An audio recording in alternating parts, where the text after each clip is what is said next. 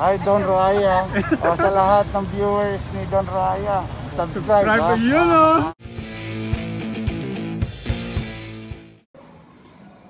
Yan mga paps, so yung mga pangmalakasan na visual pair follow natin mga paps. Tapos hindi lang basta visual pair follow, kundi may dugo pang red factor. So ibig sabihin, visual pair follow, possible red factor pa ang kanilang bloodlines.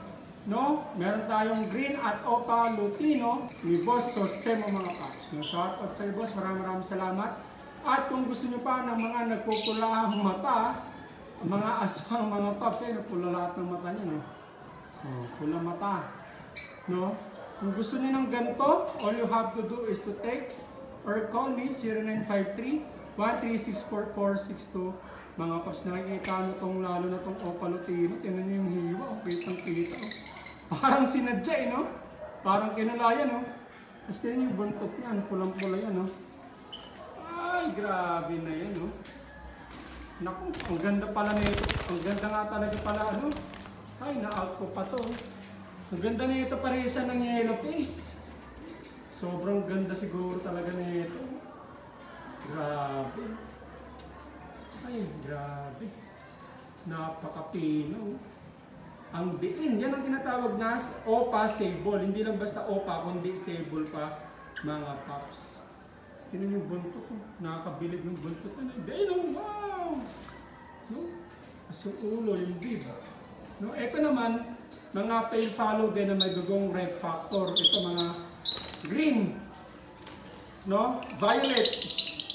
Yan, ito yung mga pangmalakasan natin na project pair follow red factor mga paps. Ito, sabay-sabay na tayo magbabay at tuluyan ang nakuha talaga. Ito o kasi gulutin natin na red factor project.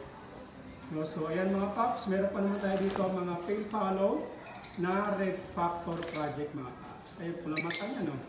Aswang yan. No, kaya nakaseparate yan dito mga paps para mas madali nyo ma-screenshot. Alright, no? So dito naman tayo. Ito ay mga green opa dilute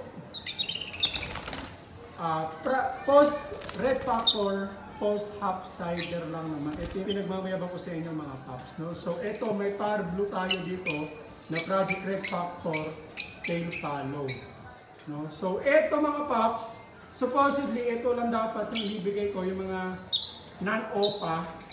Ito.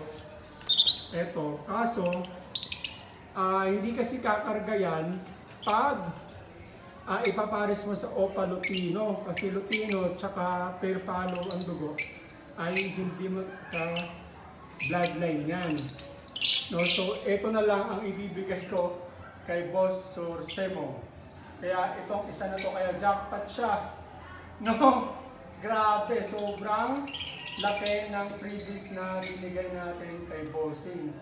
Kasi ito, OPA Green New Wing, post red factor, post ino. No, actually, ang kapatid neto ay Lutino OPA red factor.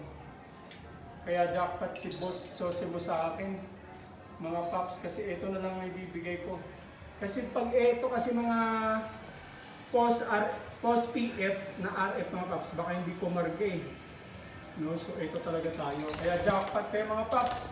Grabe yung previous na binigay natin kay Boss Sosemo. No? Madali kausap si Boss, kaya madali rin ako kausap. No? So kung gusto niyo yan mga paps, OPA Green New Wing, post red factor, post ino ang karga nito mga paps, ha? Hindi lang basta OPA line yan o post ino pa. Mayroon pang red factor na dugo. No, kaya ito, post PF, post RF, kung gusto nyo na itong par blue, tsaka green. So ito, mature na to kung gusto nyo.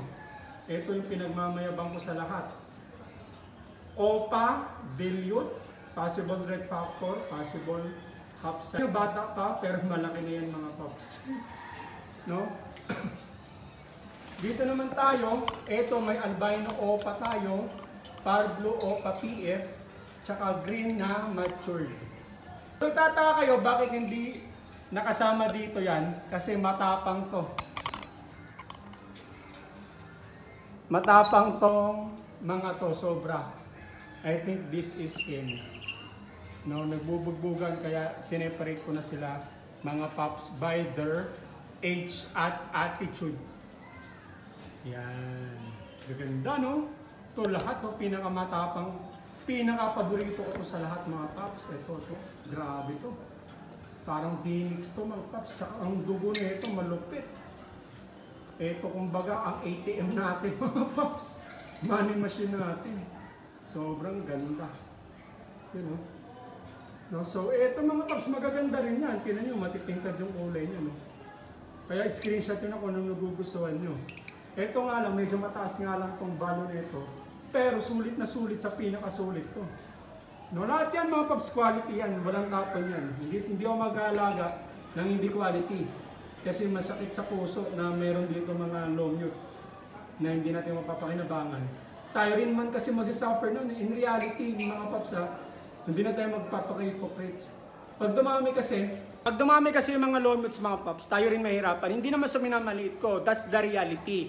Kasi, yung mga opaline nga di ba nawala na nga ng value how much more yung mga pa low mute, o how much more kahit yung opaline mga pups. Paano mo may de-dispose yun? Nagets nyo? That's the reality, real talk lang tayo, wag na tayo magpaka-hypocrite o hypocrites mga pups. Dadami na alagaan natin na wala namang value mga pups, o kahit yung ibang mga ibon ngayon na wala ng value, tayo rin mahirapan. Pakain tayo ng pakain, patuka ng patuka, bultas ang bulsa natin, hindi na natin may out sa gusto natin na ideal presyo o ideal price mga pups. So, ang i-tips ko sa inyo, ay advice ko sa inyo, kumuha kayo ng ibon na kahit in the long run, dahil nga fluctuating ang ibon, hindi tayo masyado maapektuhan dahil quality o maganda ang bloodline na meron ng ating mga inaalagaan. No, I hope you understand mga pups. At sa mga nagsasabi na kung pwede ba umutang, pwede ang umutang, especially kung repeat buyer ka na. No, sa mga newbie na hindi pa nakakakuha sa atin before, wag muna kayong umutang dahil ayoko muna ng sakit sa ulo. No, maganda yung repeat buyer lang muna. Pag na-repeat buyer ka na, pwede ka na umutang kahit piso, wala kang ibibigay muna. No, so yun lang. Muli, you can text or call me 0953-1364462. Message mo sa akin Facebook Messenger, Don Roy Avery. At mga paps, ang location natin ay sa Commonwealth, Litex, Quezon City mga paps. No, so yun lang. Maraming salamat muli sa lahat. Stay safe and God bless you guys.